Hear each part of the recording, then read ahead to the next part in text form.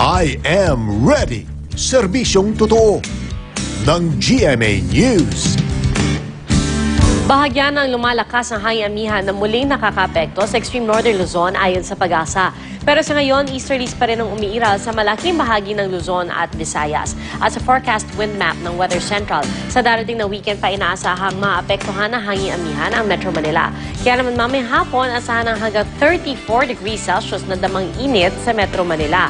Mababa naman ang tsansa ng ulan hanggang gabi at makararanas ng mas makulimlim na papawirin at may hinaulan ang silangang bahagi ng Northern Luzon. Habang mas maaraw naman ang panahon sa iba pang bahagi ng Luzon. Maaraw na panahon din ang mararanasan sa Kalakhang, Visayas.